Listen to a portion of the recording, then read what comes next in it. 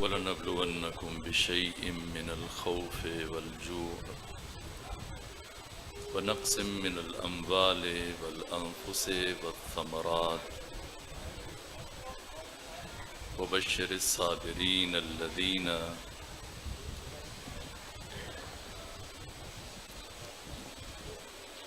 وَبَشِّرِ الصَّابِرِينَ الَّذِينَ إِذَا أَصَابَتْهُم مُّصِيبَةٌ قالوا إنا لله وإنا إليه راجعون۔ میرے عزیزو، آج روز عاشور، میرے بعد جو عزیزان موجود ہیں سید الشہداء کی شہادت بیان کریں گے۔ سکت نہیں ہے کہ میں کچھ عرض کروں، نہ کوئی انسان بیان کر سکتا ہے۔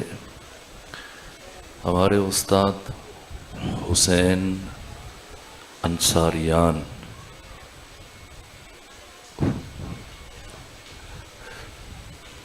وہ فرماتے ہیں کہ امام حسین کے خیام سے لے کر امام حسین کی قتل گاہ تک بظاہر 70 قدم کا فاصلہ ہے۔ یا تلہ زینبیہ سے لے کر گودی قتل گاہ تک بظاہر 70 قدم کا فاصلہ ہے، لیکن بباطن 50 سال کا فاصلہ ہے۔ کیسے 50 سال کا فاصلہ ہے؟ اس لیے کہ زینب کبریٰ جب تلہ زینبیہ پہ پہنچی تھیں تو آپ کے سارے بال سفید تھے، سارے بال سیاہ تھے، اور جب مقتل تک پہنچیں تو سارے بال سفید ہو چکے۔ اس سفیدی کے لیے 50 سال درکار تھے۔ ان لمحات کو مجھ جیسا طالب علم بیان نہیں کر سکتا۔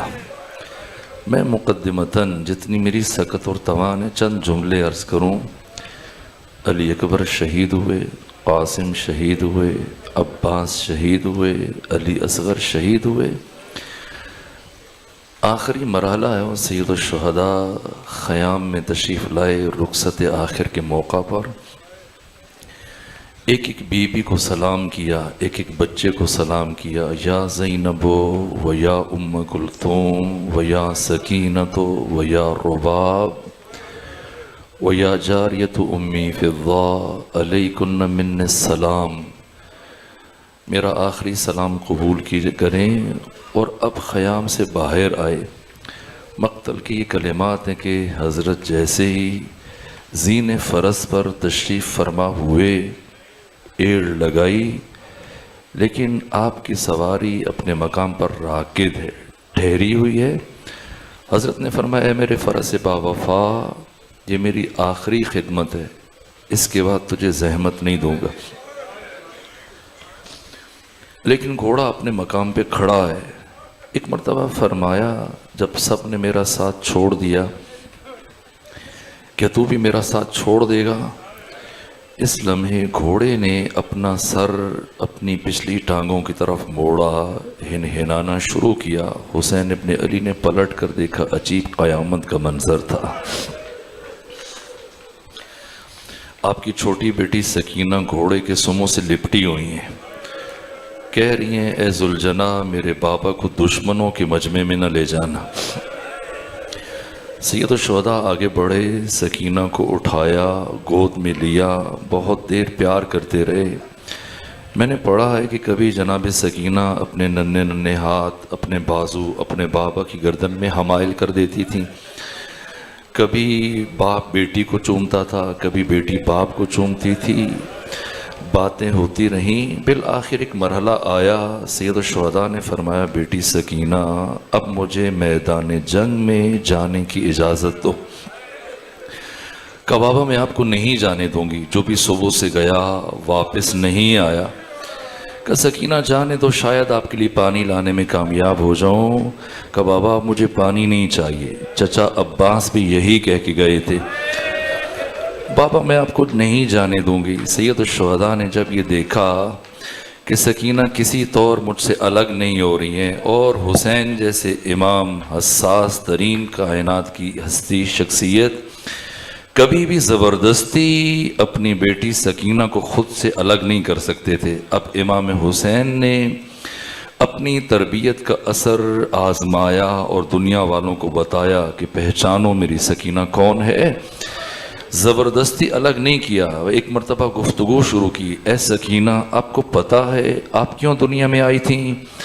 آپ کو پتہ ہے آپ کی ولادت کیوں ہوئی تھی؟ کہ نہیں بابا آپ بتائیں۔ فرمایا سنو سکینہ، میں نے اپنے تہجد کی نمازوں میں، اپنی نماز شب کی دعاؤں میں آپ کو اپنے اللہ سے رو رو کر مانگا تھا، اس لیے میں یہ دعا مانگا کرتا تھا، پروردگار تو مجھے ایک ایسی بیٹی عطا فرما جسے میں بہت زیادہ چاہوں، جسے میں بہت زیادہ پیار کروں، جس کے بغیر یہ گھر مجھے اچھا نہ لگے، لیکن پروردگار اگر کبھی تیرے دین پر مشکل وقت آ جائے، وہ میری جدائی برداشت کرے، اسے تازیانے لگیں صبر کرے، تماچے لگیں صبر کرے، اس کے دامن میں آگ لگے صبر کرے۔ حسین ابھی یہ کلمات ارشاد فرما رہے تھے، سکینہ اٹھ کر اپنے بابا کی گود سے کھڑی ہو گئی، کہا بابا جائیے۔ امام حسین میدان کربلا میں تشریف لائے، عمر ابن سعد کو بلایا، خلوت میں اس سے گفتگو کی، آخری مرتبہ موعظہ کیا، کہا کہ اے عمر ابن سعد میں تمہارے ساتھیوں سے اس سپاہ سے خطاب کرنا چاہتا ہوں۔ کہا حسین کوئی تمہاری بات جہاں آج ماننے کے لیے تیار نہیں، لیکن اگر چاہتے ہو تو میں اجازت دیتا ہوں، خطاب کر لو۔ سید الشہداء دوبارہ پلٹے، خیام کے دروازے پر گھوڑے کو باندھا اور اپنے نانا محمد مصطفیٰ صلی اللہ علیہ وآلہ وسلم کا ناقہ لیا، اپنے نانا کا امامہ سر پہ پہنا، نانا کا عصا اٹھایا، نانا کی ردا کندھوں پہ رکھی، اب آئے اور آ کر اونٹ کی پشت پر بیٹھ کر میدان کربلا میں لشکر اشقیاء کو خطبہ دیا۔ یہ سید الشہداء کا روز عاشور آخری مرتبہ امر بمعروف اور نہی از منکر تھا۔ یہ خطاب کیا، مقاتل کی کتابوں میں حضرت کی تفصیل موجود ہے جو آپ نے خطاب فرمایا، لیکن اس کے بعد کہیں سے کوئی آواز نہ آئی، کسی نے کوئی ایجاب نہ کیا، کہیں سے لبیک کی آواز نہ آئی۔ سید الشہداء نے فرمایا میں جانتا ہوں کہ آج کے دن تم پر میری نصیحت اثر نہیں کرے گی، اس لیے کہ جس دل میں، جس شکم میں لقمہ حرام داخل ہو چکا ہو، وہاں پر پھر حسین ابن علی جیسے انسان کی نصیحت بھی اثر نہیں کر سکتی۔ بس اتنا بتاؤ کہ کیوں تم سب آج میرے قتل پر جمع ہوئے ہو؟ میرے عزیزوں روز عاشور ہے، طالب علم ہونے کی حیثیت سے اپنی ذمہ داری سمجھتا ہوں کہ خود قیام حسینی کے ان محرکات کو اور فلسفہ قیام حسین اور خود روح عاشورہ اگر اسے میں بیان نہ کروں تو میں سمجھوں گا کہ میں نے کچھ بھی بیان نہ کیا۔ یہ ایک بات عرض کروں اور پھر شاید مصیبت کا ایک جملہ عرض کروں۔ یہ جو سید الشہداء نے دشمن کے لشکر سے استفسار کیا، بتاؤ کیوں تم سب کے سب میرے قتل پر جمع ہوئے ہو، یہ عجیب ہے، اس لیے کہ سید الشہداء نے نہ کسی مؤرخ کے سپرد کیا کہ وہ کربلا کی تاریخ لکھے، نہ کسی سیرت نگار اور محدث کے ذمے چھوڑا کہ وہ آئے کربلا کی تاریخ لکھے، وہ بتائے، نہ مؤرخ کے قلم میں اتنی طاقت نہیں ہے کہ وہ کربلا کی تاریخ کو بیان کر سکے، نہ کوئی سیرت نگار تحریر کر سکتا ہے۔ کربلا کو خود امام حسین نے اپنی زندگی میں بتایا، اور پھر آپ کی بہن عقیلہ بنی ہاشم ثانی زہرا نے اور آپ کے فرزند علی زین العابدین نے بشریت تک پہنچایا۔ کربلا کی تاریخ خود امام حسین نے اپنے ہاتھوں سے تحریر کی اور کربلا کی تفسیر بھی خود بیان کی۔ مؤرخ کے قلم میں اتنی طاقت نہیں تھی کہ وہ اسرار کربلا کو بیان کر سکتا۔ خطبے کے بعد جو حضرت نے فرمایا کہ بتاؤ کیوں تم سب میرے قتل پر جمع ہوئے ہو، آپ جوان سوچیں گے، غور کریں گے۔ روز عاشور سید الشہداء نے ابھی تک تلوار نہیں اٹھائی، قاسم کی لاش اٹھا لی، تلوار نہیں چلائی، علی اکبر جی کی لاش اٹھا لی، تلوار نہیں چلائی، جناب ابو الفضل عباس کے کٹے ہوئے بازو اٹھا لیے، تلوار نہیں اٹھائی، جناب علی اصغر کا خون اپنے چہرے پر مل لیا، تلوار نہیں اٹھائی، مشکل ترین مراحل پر صبر کیا، کسی مرحلے پر سید الشہداء نے اب تک صبح عاشور سے لے کر عصر عاشور تک، ظہر عاشور تک تلوار نہیں اٹھائی۔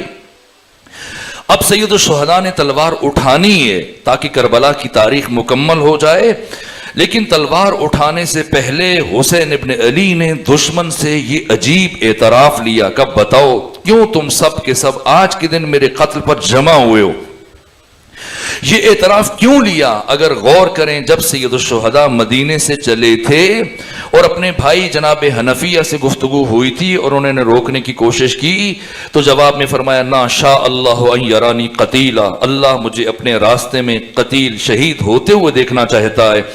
اور جب کہا خود چلے جائیں، مخدرات عصمت و طہارت کو ہمراہ نہ لے جائیں، تو کہا شاء اللہ ان یراہن سبایا، اللہ ان بیویوں کو اپنے راستے میں اسیر ہوتے ہوئے دیکھنا چاہتا ہے۔ اس کے بعد سید الشہداء نے جو وصیت تحریر کی اور سپرد کی اپنے بھائی محمد کے لیے، فرمایا کہ ان الحسین یشہد اللہ الہ الا اللہ وَأَنَّ مُحَمَّدًا عَبْدُهُ وَرَسُولُهُ۔ اس کے بعد اپنے قیام کی حکمت بیان کی، انی لم اخرج اشرا ولا بطرا ولا مفسدا ولا ظالما بل خرجت لطلب الاصلاح فی امت جدی رسول اللہ۔ اور اس کے بعد جو جملہ فرمایا وَأُرِيدُ أَنْ آمُرَ بِالْمَعْرُوفِ وَأَنْهَا عَنِ الْمُنْكَرِ، اور پھر جو جملہ ہے سید الشہداء کا، یہ پالیسی ہے، یہ منشور ہے، یہ کربلا کی اساس ہے۔ یہ سید الشہداء نے جو مدینہ سے چلتے ہوئے کربلا کی بنیاد رکھی اور پھر بتایا، فرمایا اپنے قیام کا فلسفہ بیان کے لیے، میرا قیام ملک گیری کے لیے نہیں، توقیر پسندی کے لیے نہیں، مملکت اسلامیہ میں فساد برپا نہیں کرنا چاہتا، اس لیے جا رہا ہوں کہ اپنے نانا محمد مصطفیٰ کی امت کی اصلاح میں کامیاب ہو جاؤں۔ میرا قیام کا فلسفہ، میں امر بالمعروف نہی از منکر کروں گا۔ اور پھر فرمایا کہ میں سارے قیام میں میرا کردار کیا ہوگا؟ فرمایا وَأُسِيرُ بِسِيرَةِ جَدِّ رسول اللہ، میں سارے قیام میں اپنے نانا محمد مصطفیٰ کی سیرت کو زندہ کروں گا، ان کے عمل اور کردار کو زندہ کروں گا۔ احیاء سنت مصطفیٰ۔ اب روز عاشور حسین ابن علی نے تلوار اٹھانی ہے، لیکن تلوار اٹھانے سے پہلے دشمن سے یہ اعتراف کیوں لیا کہ بتاؤ تم سب میرے قتل پر کیوں جمع ہوئے ہیں؟ اس لیے کہ حسین ابن علی اپنے ہاتھ سے کربلا کی تاریخ لکھنا چاہتے ہیں، اور چلتے ہوئے جو فرمایا تھا کہ میں اپنے نانا محمد مصطفیٰ کی سیرت کو زندہ کروں گا۔ پیغمبر کی سیرت اگر بیان کروں، علماء اہل تسنن میں سب سے وزنی نام امام طبرانی، جن کی ولادت 260 ہجری میں ہوئی، جن کی وفات 360 ہجری میں ہوئی، 100 سال زندگی گزاری، اور ان کی کتاب معجم، جس کی 3 حصص ہیں، معجم صغیر ہے، معجم کبیر ہے، معجم الاوسط، اس کی 4تھی جلد۔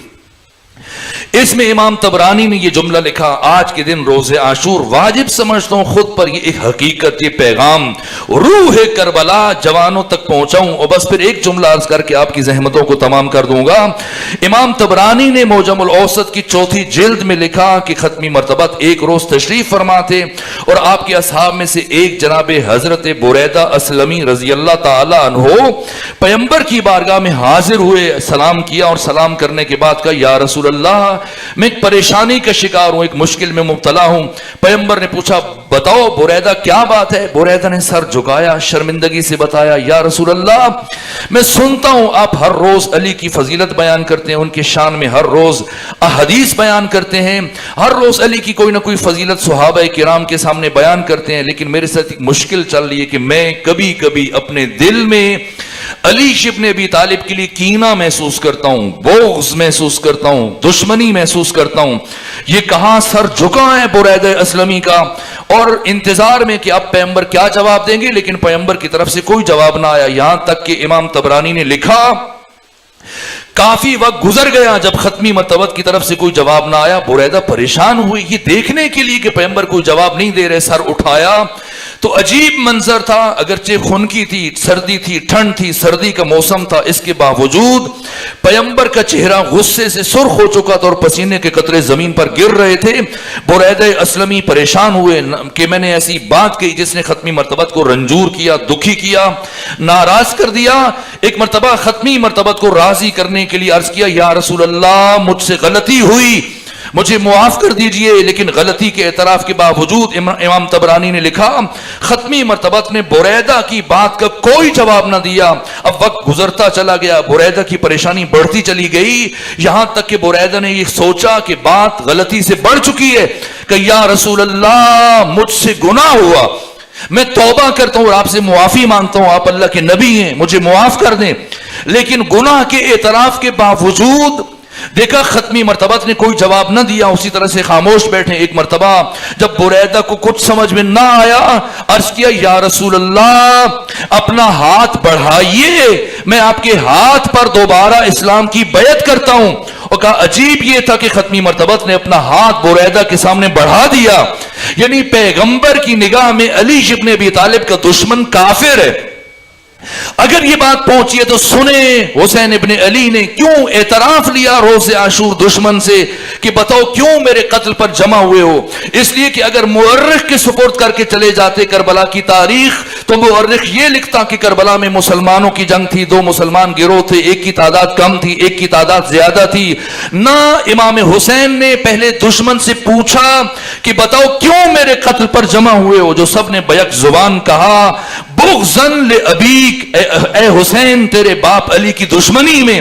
یہ اعتراف لے کر امام حسین نے دشمن کے کفر پر مہر تصدیق ثبت کر دی اور تحریر کر دی کربلا کی تاریخ کی خبردار حسین کے مقابلے میں آنے والے کسی فرد کو مسلمان نہ سمجھنا.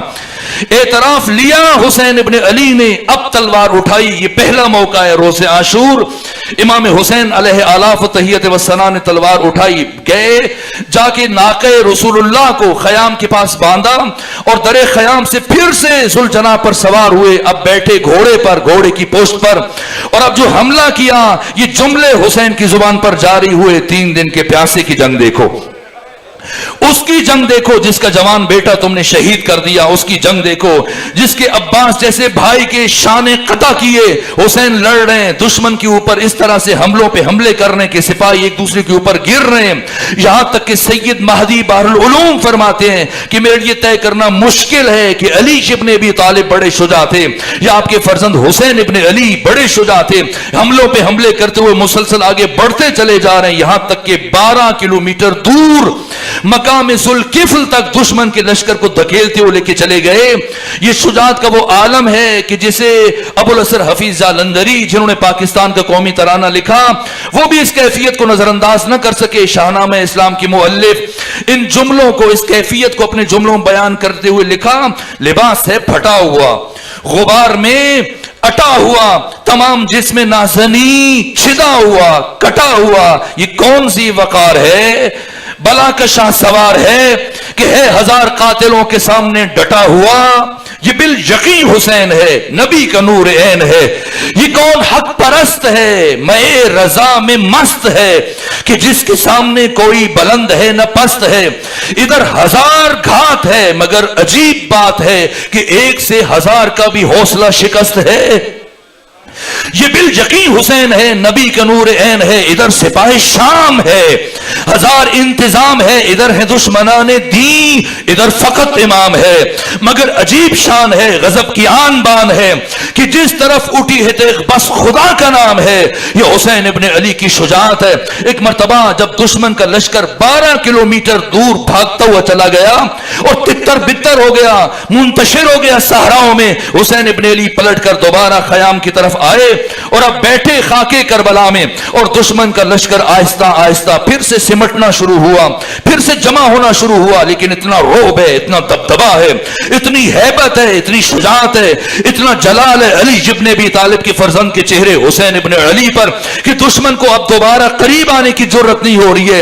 ایک بہت بڑے دائرے میں حد نگاہ تک پھیلنا شروع ہوا, سمٹنا شروع ہوا, پلٹنا شروع ہوا, لیکن قریب نہیں آ رہے. دور کھڑے ہو کر پاس بیٹھ کر امام حسین کو دیکھ رہے ہیں. اب کیا کریں گے, کیا دوبارہ حملہ کریں گے, دوبارہ جنگ کریں گے یا جنگ نہیں کریں گے, کیا کریں گے, اس انتظار میں تھے حسین ابن یہ دشمن. اور حسین ابن علی روز عاشور خاکے کربلا پر اپنی شمشیر کو زمین میں گاڑے ہوئے, قبضہ شمشیر پر اپنی پیشانی ٹیکے. اب حسین خدا کے ساتھ ہم کلام ہیں. خلقت ترکت الخلق ترن فی ہواک, پروردگار میں نے ساری کائنات کو چھوڑ دیا صرف تیرے عشق میں. وَأَيْتَمْتُ الْعَيَالَ لِكَيْ أَرَاكَ، پروردگار میں اپنے بچوں کو یتیم کرنے لگا ہوں تاکہ تیری زیارت کر سکوں. پروردگار اندھی ہو جائے وہ آنکھ جو تجھے نہیں دیکھ سکتی. اے میرے پروردگار تو مخفی کب تک کہ کوئی تیرے دیکھنے کے لیے دلیلیں تلاش کرے. من وجدک فما ضال، جس نے تجھے پا لیا اس نے کیا کھویا، اور جس نے تجھے کھو دیا اس نے کیا پایا. حسین ابن علی اپنے پروردگار کے ساتھ ہم کلام اس اسنا میں کہ محو مناجات ہیں. راز و نیاز دشمن کا لشکر ایک بڑے دائرے کی شکل میں سمٹ کر حسین ابن علی کے گرد جمع ہے کہ اسی اسنا میں کسی کو جرت نہیں ہو رہی کہ آگے بڑھے. اکیلا حسین، زخمی حسین، 3 دن کا پیاسا حسین خاک کربلا پہ بیٹھے ہیں آقا، اور کسی میں جرأت نہیں ہو رہی ہے کہ آگے بڑھے. یہاں تک کہ ایک شخص اس صفوں کو، ان مجمع کی ان صفوں کو چیرتے ہوئے آگے بڑھتا چلا گیا. ان سے پوچھتے بتاؤ وہ خارجی کہاں بیٹھا ہے، وہ باغی کہاں بیٹھا ہے جسے تم قتل کرنا چاہتے ہو. یہاں تک کہ سب امام حسین کی طرف اشارہ کر رہے ہیں. پورے مجمع میں سے کوئی دوسرا شخص آقا کی طرف نہ بڑھا. یہ ایک شخص پوچھتے پوچھتے آگے بڑھا، قریب آ کے سلام کیا. روز عاشور جب پہلی مرتبہ کسی کو سلام کرتے ہوئے سنا، امام نے قبضہ شمشیر سے پیشانی اٹھائی، اس کے سلام کا جواب دیا، اور جواب دینے کے بعد فرمایا تو مجھے مسافر معلوم ہوتا ہے، تو مجھے اجنبی معلوم ہوتا ہے. اس نے کہا اتنی بھیڑ میں جہاں پر ہزاروں سپاہی ہیں، لاکھوں تماشائی ہیں، اتنے بڑے اجتماع میں آپ نے کیسے پہچانا کہ میں مسافر ہوں، اجنبی ہوں؟ فرمایا اس لیے کہ آج کے دن ان سب میں سے کوئی ایک بھی مجھے لائق سلام نہیں سمجھتا. کون ہے، کہاں سے آیا؟ کہا میں کربلا کے اطراف میں رہنے والا ایک تاجر ہوں. میں پہلے کی مانند تجارت کے لیے گیا ہوا تھا. جب سفر سے پلٹا تو میری 4 برس کی ایک بیٹی ہے. جب بھی میں سفر سے آتا تھا وہ والہانہ طور پر اس طرح سے پرتپاک استقبال کرتی تھی میرا کہ میری ہمیشہ تکان سفر دور ہو جاتی تھی. لیکن آج پہلی مرتبہ جب میں سفر سے پلٹا تو وہ حیرت سے میرے سامنے آ کے کھڑی ہو گئی اور مجھ سے کہا بابا آپ یہاں کیا کر رہے ہیں؟ میں نے پوچھا بیٹی یہ میرا گھر ہے، میں سفر سے پلٹا ہوں. کہا بابا میں نے سنا یہاں قریب کسی خارجی نے اپنے ساتھیوں کے ساتھ مسلمانوں کے خلاف خروج کیا ہے، کسی باغی نے خلیفہ کے خلاف بغاوت کی ہے، سارے مسلمان اسے قتل کرنے کے لیے جمع ہوئے ہیں. بابا آپ بھی جائیں اور اس جہاد میں شریک ہو جائیں اور اس باغی اور خارجی کا مقابلہ کریں. پھر میری بچی دوڑتی ہوئی گئی اور میرے حجرے سے میری شمشیر اتاری اور لا کے مجھے دی. کہا بابا لے جائیں، آپ بھی اس جنگ میں شامل ہو جائیں. اور جب میں میدان کربلا میں پہنچا اور سب سے پوچھتا ہوا آپ کے پاس آیا کہ دکھاؤ وہ خارجی کہاں ہے، اور جب قریب آ کے آپ کو دیکھا تو آپ مجھے کہیں سے خارجی معلوم نہیں ہو رہے، کہیں سے باغی معلوم نہیں ہو رہے. اپنا تعارف کروا دیجئے. فرمایا آنے والے میں کوئی خارجی یا باغی نہیں، تمہارے نبی کا نواسہ حسین ابن علی ہوں. جیسی تعارف ہوا اس نے کہا اجازت دیں کہ میں آپ کی نصرت کرتے ہوئے شہید ہو جاؤں. فرمایا میری اجازت نہیں ہے، جلدی سے حدود کربلا سے باہر نکل جاؤ. یہ شخص چلا، چند قدم طے کیے ہوں گے، یہ سید الشہداء نے آواز دی واپس آؤ. یہ حیرت سے مڑا کہ مجھے رخصت کرنے کے بعد، بھیجنے کے بعد آقا نے دوبارہ کیوں بلایا. جب یہ پلٹ کے آیا ایک مرتبہ حسین ابن علی نے پوچھا کیا بھول گئے جب تم سفر تجارت پر جا رہے تھے تمہاری 4 سالہ بیٹی نے تم سے کیا خواہش کی تھی؟ کیا تم سے نہیں کہا تھا کہ بابا اس دفعہ یمن سے واپسی پہ میرے لیے یمنی عقیق کی انگشتری لے کے آنا؟ سید الشہداء نے اپنی سب سے چھوٹی انگلی سے انگوٹھی اتاری، اس آنے والے کی سپرد کی اور فرمایا یہ لے جاؤ، جا کے اپنی بیٹی کو دے دینا اور اسے یاد سے بتانا وہ کوئی خارجی نہیں تھا، تمہارے نبی محمد مصطفیٰ کا نواسہ تھا جسے اس امت نے 3 دن کا بھوکا اور پیاسا شہید کر دیا. بس میرے عزیزو اب تفصیلی شہادت وہ پڑھیں گے، سکت نہیں. ایک جملہ عرض کروں، یہاں تک کہ سید الشہداء جب دشمن آپ کے قریب سمٹنے لگا اور پھر سے حملے کی تیاری کی دشمن نے، اب فرزند رسول دوبارہ ذوالجناح کی پشت پر سوار ہوئے، دوبارہ سے حملہ کیا. چند مراحل طے کیے یا نماز عصر کا وقت ہوا. نماز ظہر امام حسین نے اپنے ساتھیوں کے ساتھ پڑھی تھی. جب ابو سمامہ ساعدی، زہیر ابن کین، عابس ابن شبیب شاکری، حبیب ابن مظاہر، باقی سعید بن عبداللہ حنفی جیسے محافظ موجود تھے اور انہوں نے امام حسین کا دفاع کیا تھا نماز ظہر میں، لیکن نماز عصر حسین نے زمین پر ادا نہیں کی، زین فرس پر ادا کی. کیا کیسے پڑھی؟ بس ایک جملہ عرض کروں گا. امام حسین کا قیام کیسے تھا، آپ کا رکوع کیسے تھا اور سجدہ کیسے کیا. نماز عصر شہادت سنیں گے، بس ایک جملہ عرض کروں. शहीद मुर्तजा मुतहरी कहा कि इमाम हुसैन का कयाम कैसे था, फिर रुकू कैसे किया फरजंद फातिमा ने, और फिर सजदा कैसे किया। का नमाज असर का वक्त हुआ, हुसैन ने नीचे उतरना मुनासिब नहीं समझा, ज़ीने फरस पर तकबीरतुल इहराम अदा की। जैसी अल्लाह अकबर कहा, भागती हुई फौजें फिर से सिमटना शुरू हुई। और अब जिसके पास जो हथियार था, सैयद इब्ने ताऊस फरमाते हैं करबला के दो शहीद हैं, एक अली अकबर हैं, दूसरे हुसैन इब्ने अली हैं। एक की शहादत के लिए इमाम ज़माना ने जो लफ्ज इस्तेमाल किया फ़क़त्तलू हो इरबन इरबा, और दूसरे शहीद को मुक़त्तल आज़ा कहा है। क्या फर्क है?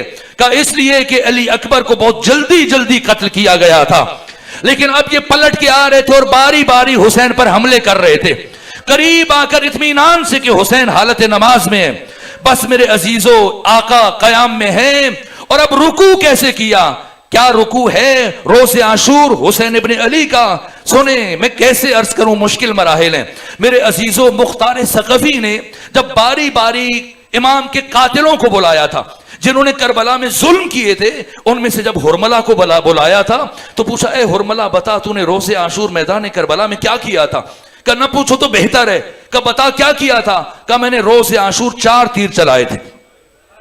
4 तीर चलाए थे। पहला तीर मश्क सकीना पर, दूसरा तीर गुलू अली असगर पर, तीसरा तीर चश्मे अबुल फजल अब्बास में, और चौथा तीर मैंने वो चलाया जिससे करबला की जंग खत्म हो गई। ये कौन सा तीर था? करबला की जंग एक तीर से शुरू हुई, दूसरे तीर पे खत्म हो गई। पहला तीर रोज़े आशूर उमर इब्ने साद ने चलाया था, और लश्कर वालों से कहा था गवाह रहना, हुसैन पर पहला तीर मैं चला रहा हूं। और रोज़े आशूर सबसे आखिरी तीर हुरमला ने चलाया था। एक मर्तबा जब हुसैन इब्ने अली हालत नमाज में, उमर इब्ने साद ने कहा हुरमला अब तीर चला। ऐसा तीर चला कि हुसैन की नमाज मुकम्मल ना हो सके। हुरमला ने से शोबा तीर जोड़ा और फिर इसके आगे शोशों को आगे से मोड़ दिया कि अगर खींचा जाए तो कलेजा बाहर आए। एक मर्तबा इसने तीर को किल्ले तमान में जोड़ा, और तिल्ले कमान में जोड़ने के बाद जब तीर चलाया, तीर कल्ब हुसैन इब्ने अली में यूं पैवस्त हुआ कि इसका एक हिस्सा पीछे से निकल गया। अब हुसैन इब्ने अली ने एक मर्तबा इस तीर को खींचने की कोशिश की सामने से, लेकिन महसूस किया कि अगर सामने से खींचा तो मेरा कलेजा भी साथ आएगा। इसलिए हुसैन झुके और रोज़े आशूर इस तीर को निकालने के लिए झुके और पुश्त से निकाला। अपनी पुश्त की तरफ से जैसे तीर को खींचा और झुके, अब एक शकी आगे बढ़ा और उसने सरे अक़दस से हुसैन इब्ने अली पे गुर्ज मारा। जैसी गुर्ज लगा, हुसैन इब्ने अली ज़ीने फरस पर डगमगा रहे, और अब कोई नहीं जो हुसैन इब्ने अली को ज़ीन की बुलंदी से जमीन पर लेके आए। वो कयाम, ये रुकू, और यूसुफ फातिमा ने सजदा कैसे किया? सबसे पहले आज़ाए सजदा में से जो उज़्व जमीन पर टिका वो हुसैन की पेशानी थी, लेकिन हुसैन की पेशानी को खाके करबला पर आते आते बड़ा वक्त लगा है।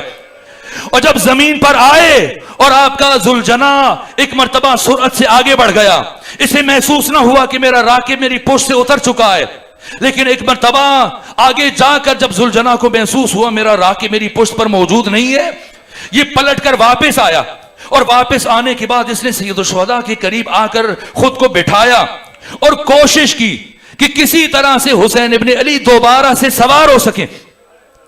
लेकिन फरमाया, ए जुलजना अब चले जाओ, मैं सवार नहीं हो पाऊंगा, जाके बीबियों को, सैदानियों को, मेरी बेटी सकीना को खबर कर देना कि हुसैन ज़ीन से जमीन पर आ चुके हैं। अब आपके फरसे बावफा ने एक अजीब काम किया, ये आगे बढ़ा और आगे बढ़कर इसने अपनी पेशानी को इमाम हुसैन के खून से रंगीन किया, और रंगीन करने के बाद ये खयाम की तरफ दौड़ा। और जब खयाम में पहुंचा, मैं पूछूंगा इमाम हुसैन के फरस बावफा से, ए इमाम के फरस बावफा, तुमने अपनी पेशानी को खून हुसैन इब्ने अली से रंगीन करने की आदत कहां से सीखी?